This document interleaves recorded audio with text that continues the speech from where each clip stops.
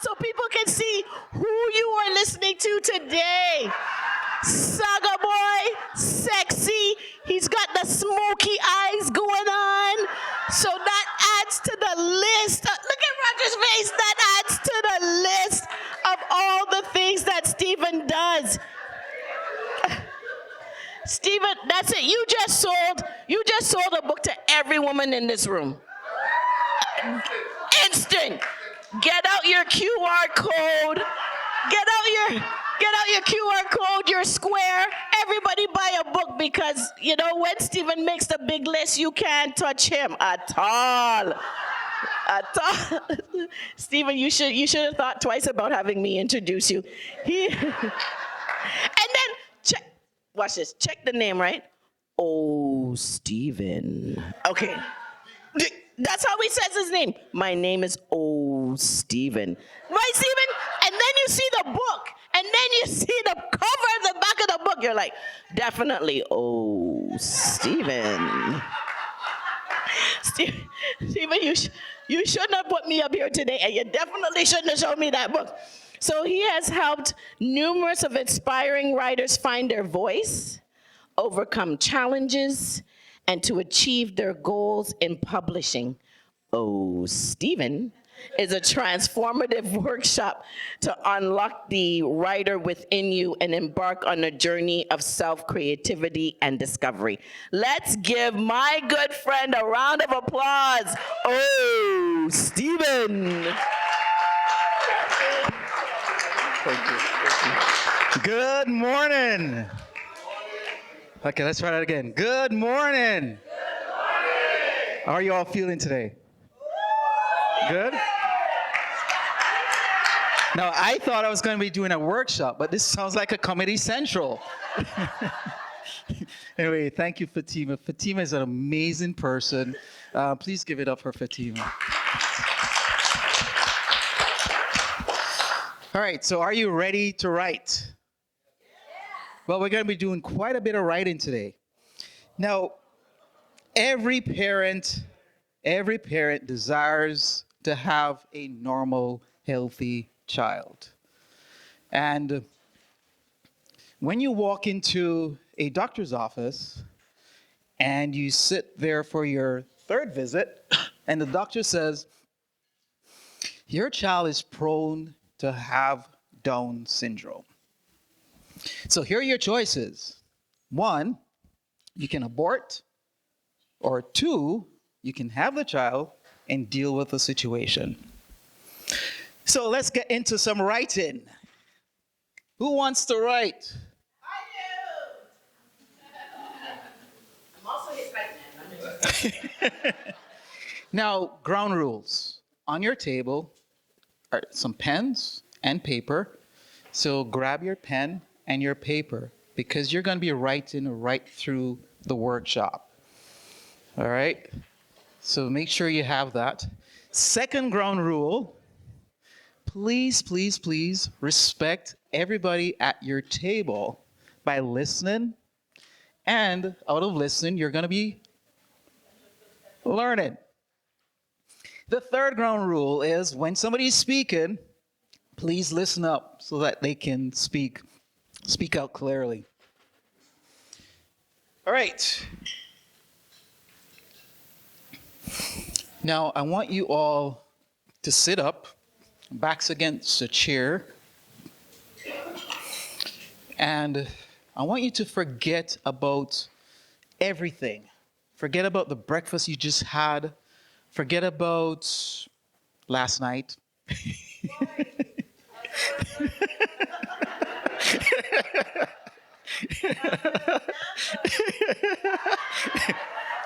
Okay. Somebody has a story and it's not about me. And I want you to, we're going to do a breathing exercise. You're going to take a deep breath. You're going to hold it for 2 seconds. And then you're going to slowly exhale. Now, while you're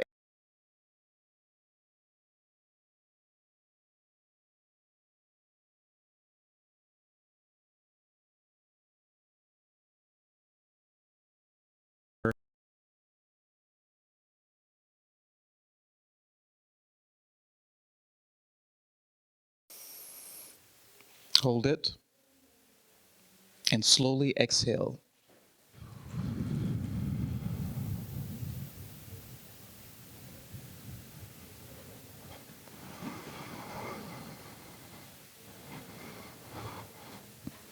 Take a deep breath in. Hold it. And slowly exhale.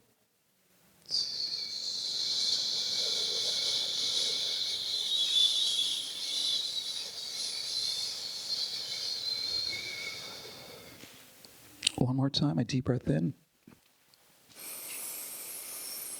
Hold it. And slowly exhale.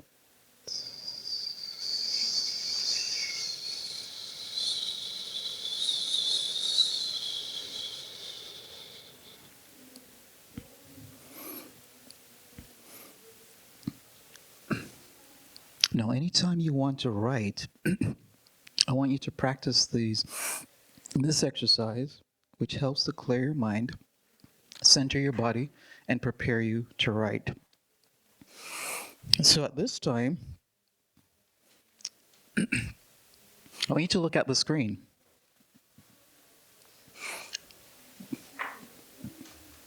And the first thing that comes to your mind, I want you to write about it. Whether it's a poem, a speech, a podcast, anything, a story, I want you to write. Now, I'm going to give you 5 minutes and you're going to write. Now, please do not overthink it. Just write whatever comes to your mind. And I will be writing with you as well. So, are you ready? Is everybody ready? Okay.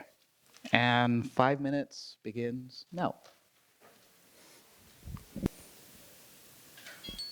And time. Pens down. All pens down. How did that feel? Was it? Okay. Well, guess what? You started your first book.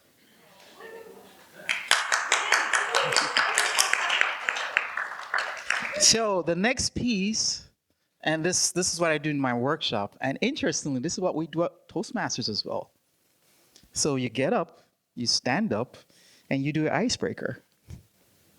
So who wants to be the first volunteer? I just need one person for 1 minute.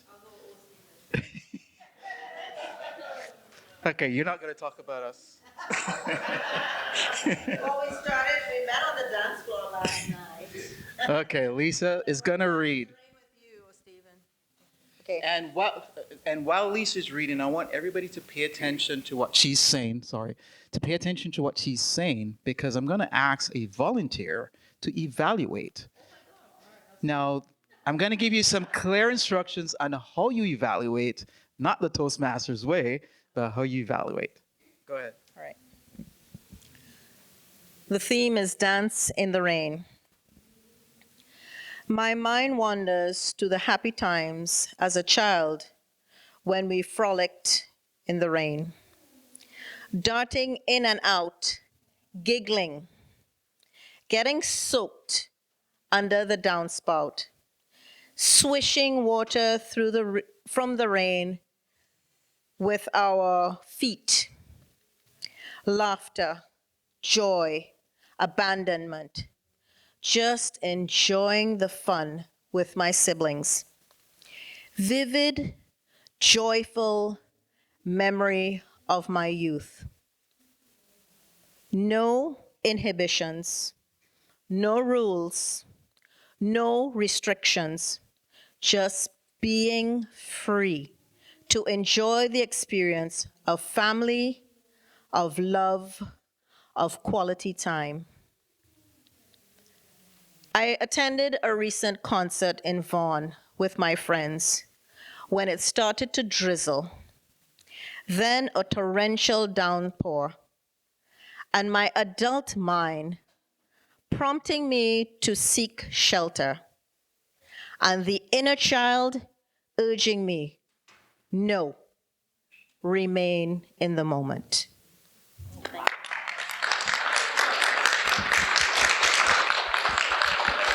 Wow. Wow. Thank you so much, Lisa. Okay, so here's the deal. I hope everybody was no. Here's the deal.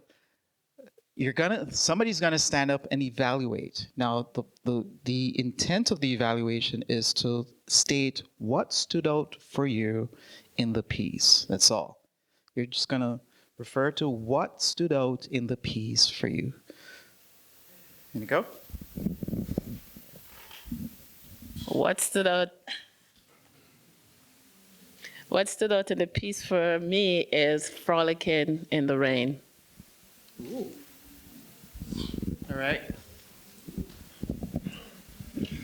Wow, what a wonderful story. What stood out for me the most was the juxtaposition of your inner child combating with your adult self. Which one? One more. What stood out for me is that you got the freedom as a child to be able to play in the rain, and I only learned it as an adult. Wow. Thanks so much, guys.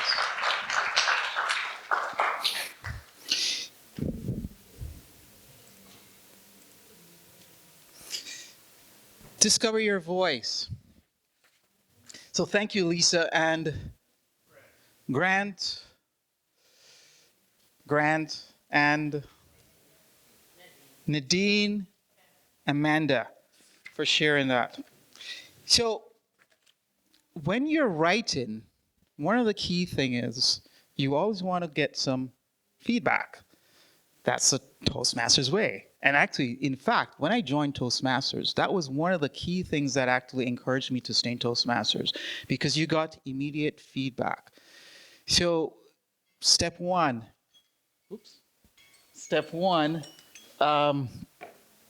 after you write, block your 5 minutes, write, and seek somebody out, a family member, a friend, get immediate feedback. That will start to build you up and get you prepared to write your next sentence. So as we go through the workshop, keep adding a sentence to what you just wrote. As you hear something, write a sentence down. All right? So that rule you can break. You can write while I'm speaking. So write a sentence. So discovering your voice. Now, in discovering your voice, standing up and reading what you wrote is part of that journey. Whether you stand in front of a mirror, or you stand in front of an audience, or you stand in front of a family member or a friend, verbalize what you're actually reading. Because when you write, it's one step. You're actually taking the words from your thoughts, your head, placing it on paper. But when you read it out, you're actually returning those words back to yourself. And you're able to actually clearly get a good grasp of what you're actually writing and getting it down. Now, keep in mind what you just wrote, that is your first draft. So guess what? And I'll probably touch a little bit later. One of the challenges that we have in writing is that we oftentimes think the first write has to be, yes, it doesn't. Because every great writer starts off with a crappy piece of work. And then afterwards, starts with an M. You master it. Come on, Roger, you should know that.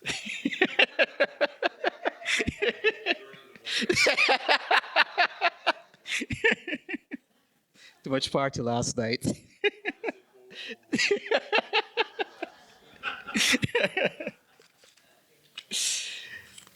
Okay. No more jokes about me now, all right?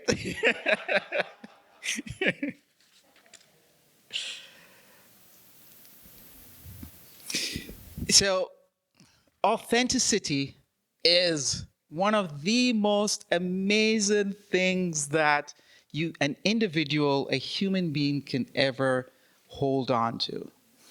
Now, sometimes it's embarrassing, to say the least, but sometimes you just got to put yourself out there and just speak, express yourself, share yourself. No one individual in this room has the exact same voice. Nobody speaks the same. We all are different. And that's the uniqueness of humanity. We're all different. Now, I know a lot of people say, well, we're different because of our color skin or because of our culture. Nope. It's way beyond what you can physically see. We're different because of the things that you can't see. And the only way that somebody else is going to be able to see it is if we write it and then speak it.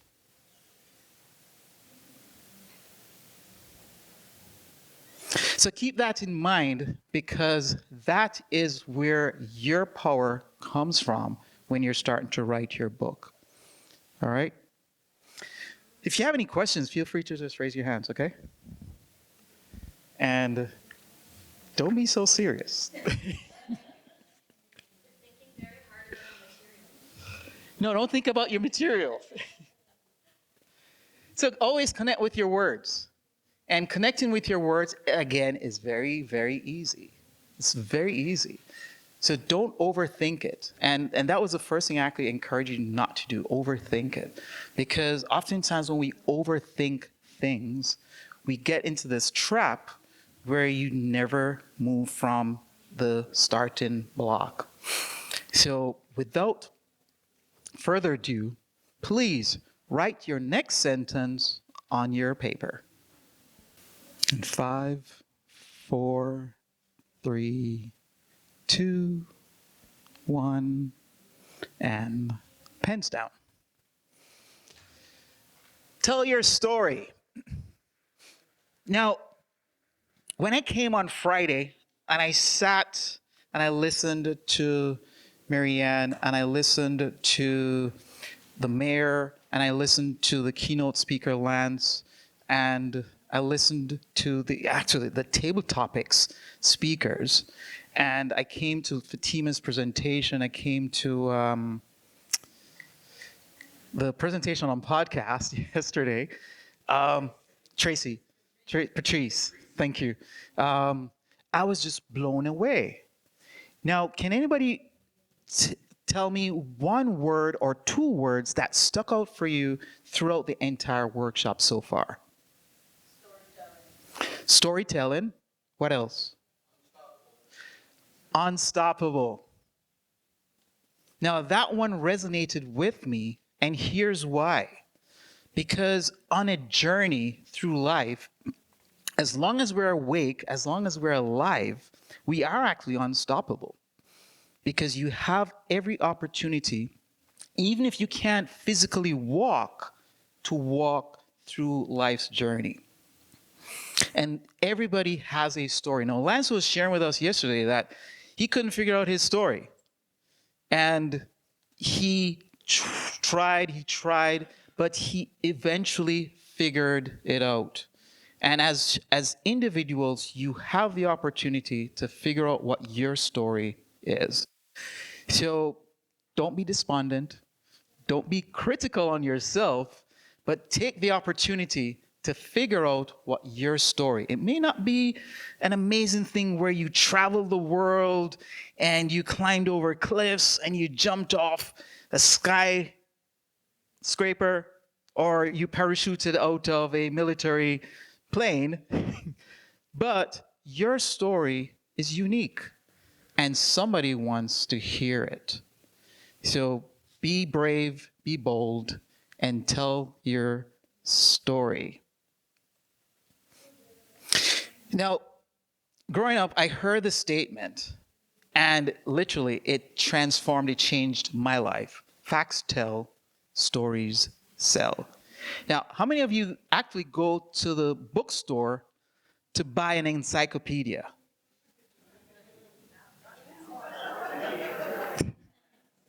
Nobody, right? But you likely would go to the bookstore to buy a novel or Inquirer. But you always want to find a story. Now, does anybody recall back in the days where there was no electricity, no TV, no phones, no cell phones, no social media, but you'll go out in the woods and look at the stars and sit by a fireplace and listen to somebody tell you a story? Yeah, I know. I've never been there, but I can imagine it. I can picture that scene because it is so amazing to understand that stories actually sell. And those were the stories that I grew up on, hearing other people sharing that with me, and those stuck out. Now, the fact of the matter is, I didn't care about when that happened, or possibly not where it happened, but just the story, just everything about what took place around that time placed me in a point where I'm like, I would love to do that again. It made you feel like you're actually in that environment with that individual. So always considers facts tell. So we can always tell. And I'm probably telling you a lot of stuff right now. But at the end of the day, you're not going to remember all the facts that I shared with you, but you're going to remember the stories. Feel free to talk. Now, in a story, there are pretty much 5 things that you need to consider: your characters, the setting, the conflict, the plot, and the theme. And I'm not apologizing. I deliberately did not put a document or anything in front of you because I want you to focus here. But at the end, I can actually share a document with you that you can actually use to help you in your writing later on. So consider those 5 things when you're actually writing. Now, as you listen to Lisa's story, who was the character in it? Lisa, yeah. But what was interesting, how many Lisas did you hear? 2. And did that stick out for you? Yes. That was the immediate thing that actually resonated in my spirit as I listened to it. She was a child, but then she spoke about her adult life. So think about your character. What characteristics do you want to give to your character in the piece? And then obviously you have to have a bit of conflict in there. Who loves a little bit of conflict in their stories? That's so important. So tell your stories. And keep in mind, again, everyone has a story. Now, chapter 3. Sure. You got to say freeze. You got to say freeze. Yes, go ahead. Oh, the 5 characteristics? Okay. I'll go it over again, but I'll send you all the documents. The 5 characters: the character, the setting, the conflict, the plot, and your theme. And every story has a general theme. All right. Don't worry about it. I'll send you the information. All I'm going to ask you to do is just send me your email addresses, and I'll send it out to you.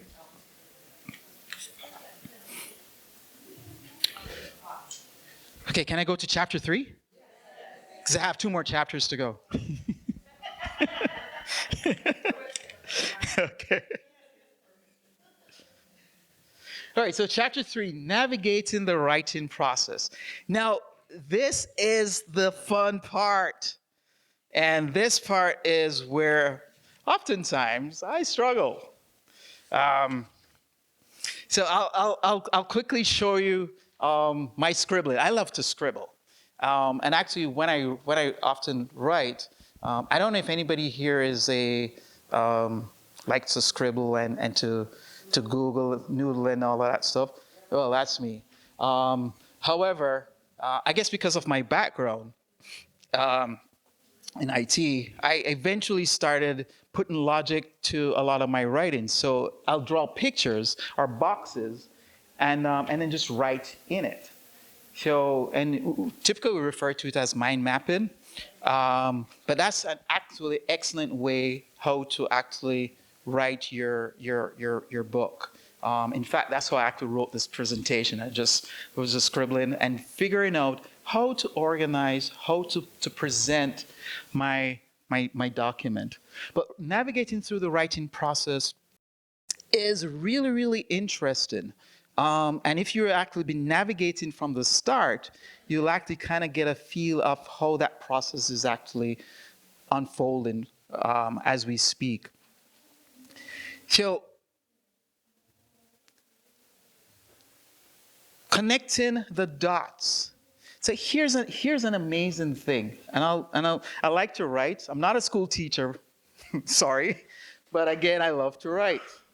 So here's an interesting thing. We have all these dots. And oftentimes, when we're thinking about writing a book, we think we have to write it in sequence. No, you don't. This may be the start of your story. Now, Lisa shared with us a story. That could be the end of her story. So all she has to do is just write that out, and she has that written, and then the next day she gets up and she writes another piece. So I'll tell you the story about, where's my book? Oh, it's going around? Okay. I'll tell you the story about my book. The book was not a plan to be published. I never wrote that book to publish it. I actually wrote it in dedication to my mom and my dad. And actually, I wrote it after my dad passed away when I was 18. But I gave it to my mom because it was out of an experience where, as a child growing up, I never had a voice. I never felt I could actually speak. I kind of aligned with Lance Markey. I didn't have 4 sisters. But I never had an opportunity to really speak. However, when I started university and I moved to New York, one day, coming out of a really, really feeling frustrated, new culture, new everything, I didn't know nothing. And I got in my room one day after having an argument with my aunt, locked myself in my room at 10 p.m., and I didn't stop writing until 3 a.m. the morning. Now, I saw a writing pad on somebody's desk. Yes, this. So this was the writing pad. This was the writing pad I actually had that night, and I filled it up both sides, back and front, until 100 pages, until I was done.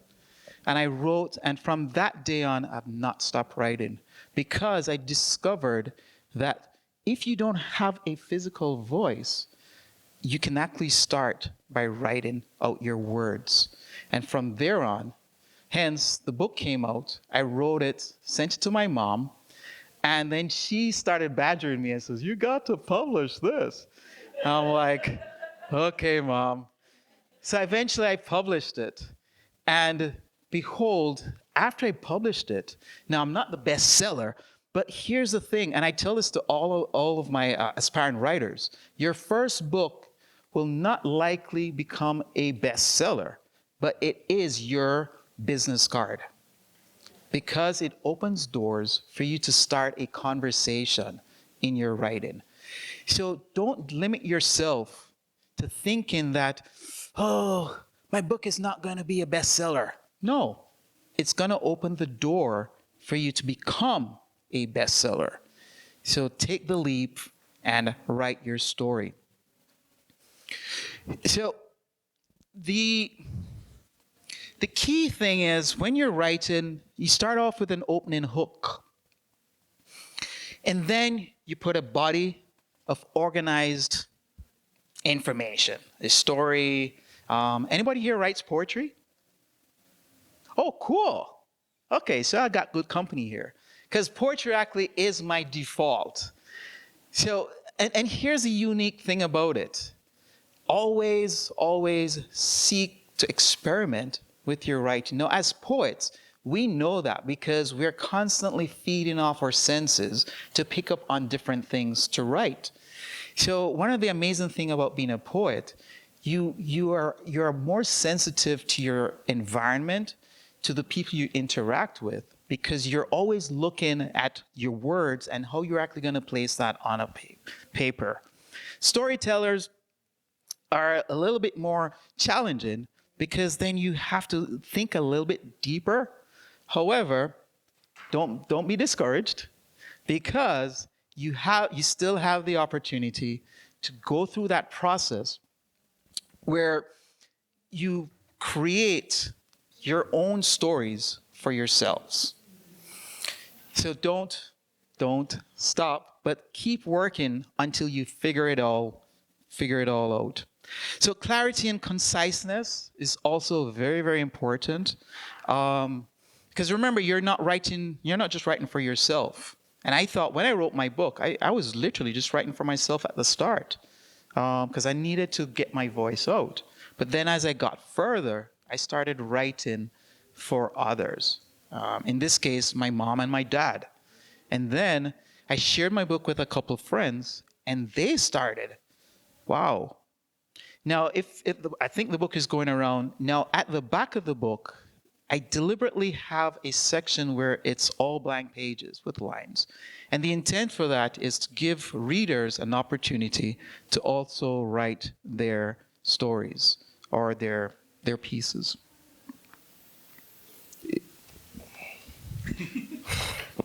You started with the picture of the rain falling. Is there any other ways in which you can trigger yourself to start writing? The picture was a great way, but are there other methods that you can use to trigger yourself to start that writing process? Man, I love Roger. Great question, great segue. Generating ideas, write them down. So I always travel with a pen and a paper.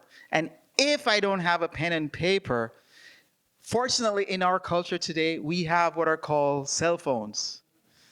And on the cell phones, we have some things called apps.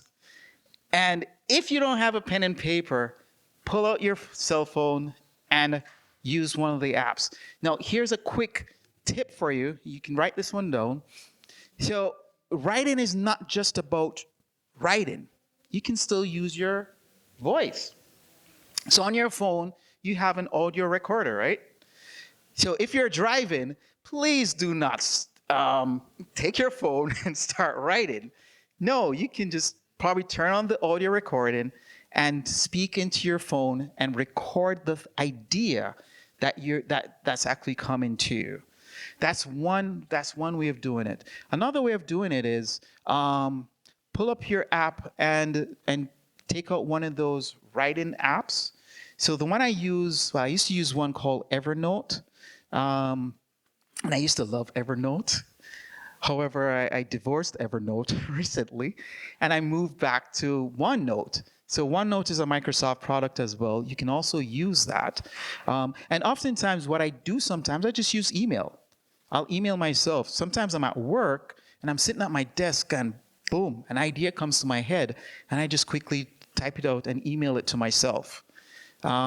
So generating ideas is, one, anything that comes to mind, write it down. And as writers, as aspiring writers, this is a key piece. Always keep your eyes, your ears, and your nose and your mouth wide open. I'm confusing Roger. Keep it wide open, because guess what? There's always something happening around you that you can actually write about. I get inspired not just by walking by the lake and watching the water, but I also get inspired by seeing people's faces. Just the expression on a face. Now, sorry, Lisa. As I was listening to Lisa's speech, it was very vivid. You could actually picture what was actually happening. Now, that's what our senses are there for. Now, and I say this because, well, Marianne is blind, but she taps into other senses that allows her to be able to articulate what she needs to share. So be aware of what your senses are and use them. God bless us with, well, kind of five. I know there's arguments going now that there's more than five, but I'll stick to the five. Your eyes, your I'll be correct this time.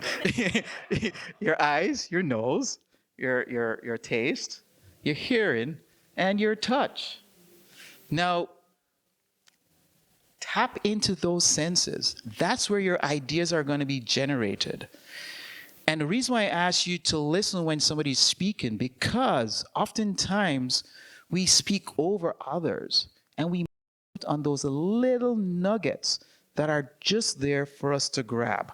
Now, when I'm standing in front of someone, I'm pretty keen. I'm actually, I know some people may wonder, what am I doing? I'm literally scanning them from their head to their toes, because I'm actually sensing what's happening with this person. What are they saying? Because oftentimes you only focus on what they're saying with their lips, but they say a lot with their eyes. And they say a lot with their feet, how they stand. They say a lot with their hands. Now, I know, and Carl, when I'm doing my speeches in Toastmasters, I do have a tendency of putting my hands together. And my good friend always says, Stephen, you need to open your arms to be more welcoming, because when you do this, it's like you're very close and you're guarded. And yes, I am a little guarded sometimes. So I'm actually working on that part where I'm a little open and I'll express myself with my hands extended rather than my hands close to me. So generating ideas starts with what you're seeing in your environment. And then write them down.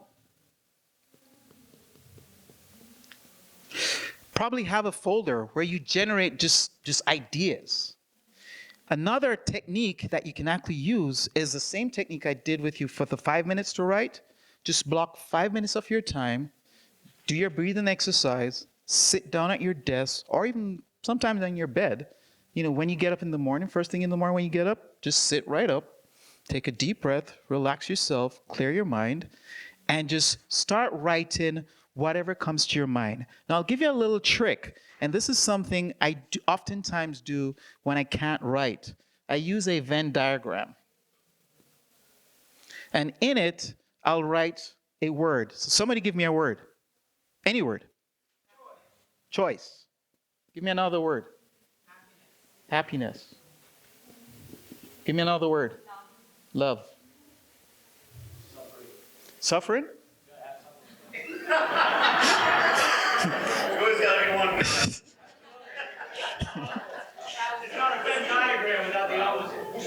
Trousers. And one more word. Coffee? Coffee? Coffee. And the last. Travel. So as you travel back home today and you've had your coffee, make sure that you tell each person in the room before you leave that you love them. Guys, keep your trousers on. And choose to always be happy, because life is hard and we suffer.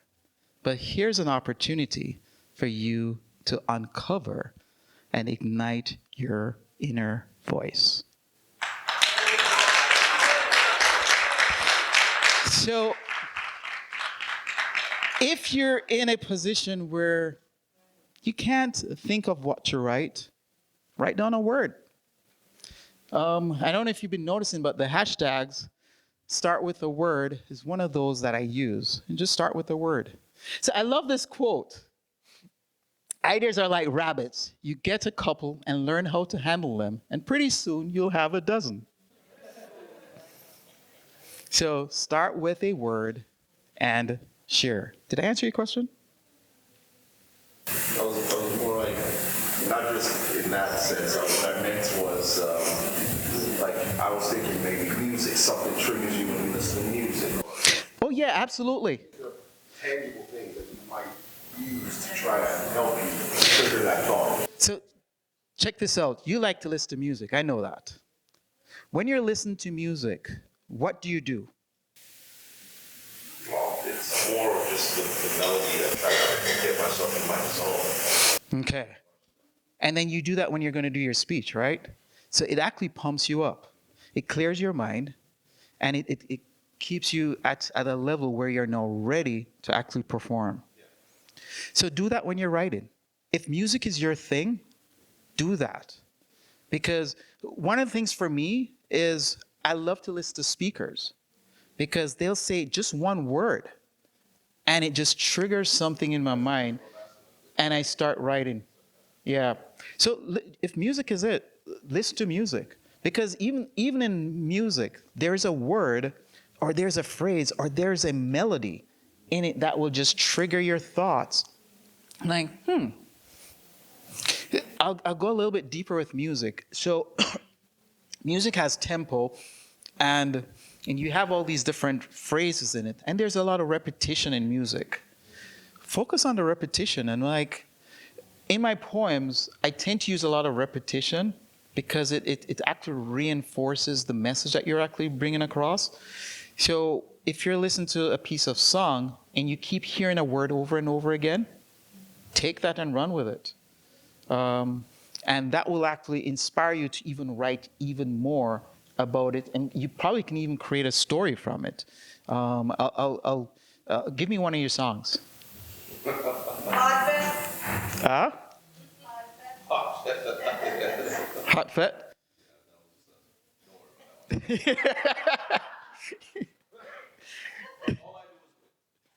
All I do is win? Okay.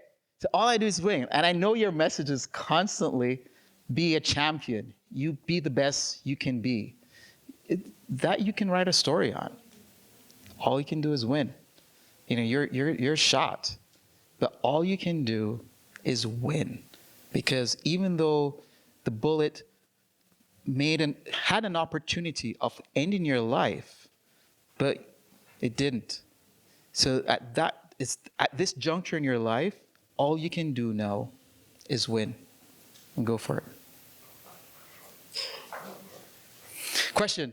I was just going to say there's a poetry form that's called an epigraph, where you take a common phrase or a couple lines from a song Yep. and rework it. Yep. into your own poem. Yep. You have to refer back to the original author. Yes. Yeah. Yeah, and actually, great point. Because you don't want to plagiarize somebody else's work. So be cognizant of always of that as well. Give credit where credit is due. Yes. I wanted to share with Roger that I love writing prompts. I love writing prompts. And so there's two things that I use. One is that there's lots of books and chapters called like 300 writing prompts, 500 writing prompts, whatever. Those are amazing. But the other thing I do is I have one of my journals. Whenever I hear a song like that and a moment hits me in the song, like every time I step up in the building, I'll just take that phrase, I'll write it at the top of the journal, and I'll just leave it. So when I feel like writing, I open my journal, and all the little things that inspire me, each one has a fresh page under it. So I just flip to it, and I'm like, oh, every time I step up in the building, people stay seated. What's with that? And I will write about that. So when you get the flash of inspiration, if you're not writing yet, just put the prompt at the top of your journal, page somewhere. You can come back to it later. See, what I often do is, and you talk about it through here. Yeah.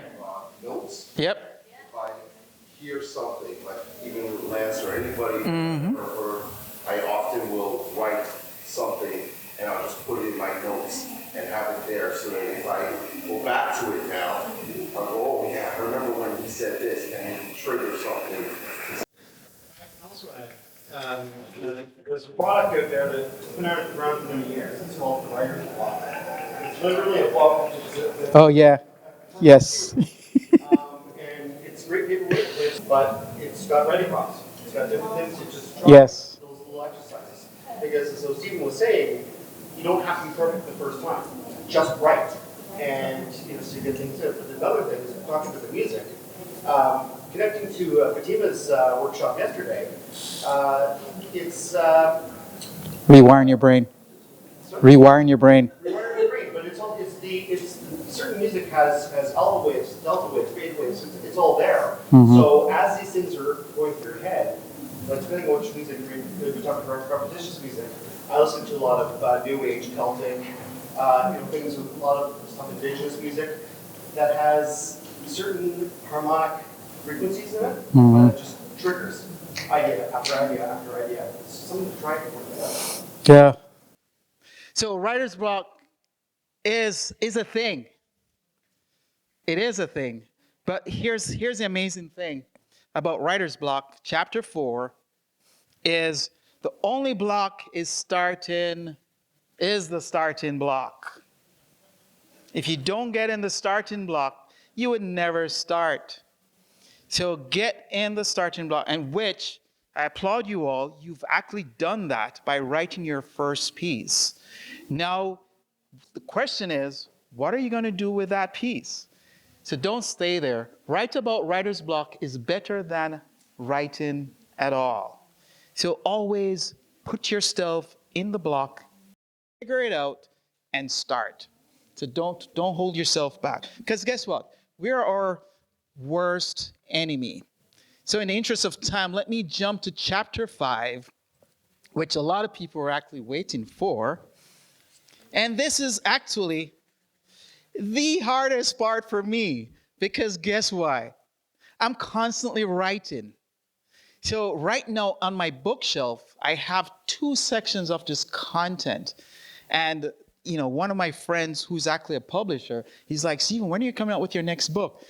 And I'm like, Wayne, the hardest part for me right now is actually to sit down and start putting that together. Because guess what? Every time I sit down to start putting the book together, I start writing again.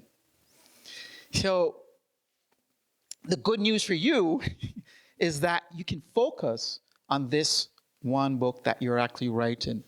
So a journey of 1,000 miles begins with a single step. And always think of it that way, one step at a time. You never get to where you're going by just standing in the block. You got to make a step and keep going. And sometimes you'll stop, but the key is never stop. Keep moving. Who said that on Friday? Maria. Yeah, Marianne, sorry.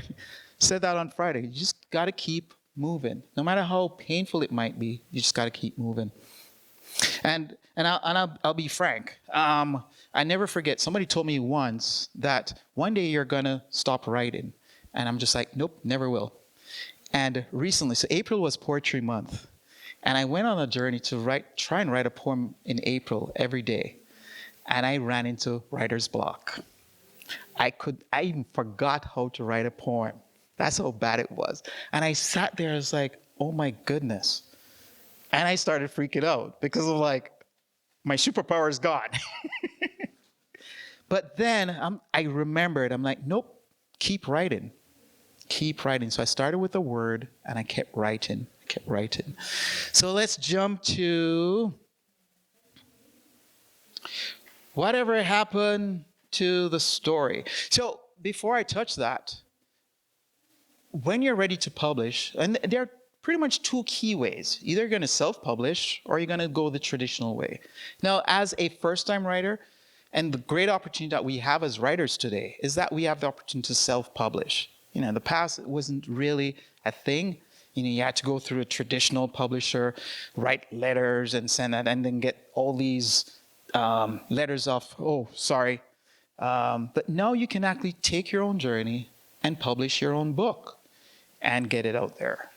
So, and that's part of what I do to help people to get that published. And there are lots of tools out there for you to be able to do it. Now, here's the important piece, which a lot of people, including myself, when I just started, missed out on. We write that book and we thought that was it. Nope. Writing the book is just the next step. The other piece is actually talking about your book, marketing yourself. Remember, facts tell and stories sell. So always talk about your book. Now, my book is called Released Expressions, and the focus, and it's actually my brand. And literally, the reason why I use Released Expressions is simply because it was my opportunity to find my own voice and release those expressions that were buried inside of me and given me an opportunity, a platform to express them. So find your platform. If you're not on social media, get on social media. Start writing. If you're not, well, some of you entered the podcast session yesterday. Come to the podcast. Do a podcast. So it was 2008, and I participate in this walk, Bell's Walk So Kids Can Talk. And I went on the walk. Now, I told you a story about my daughter. Did I have her aborted, or did I have her? So I'm walking on this walk, and this picture inspires me every single day. And this actually picture sits on my desk right in front of me when I'm walking.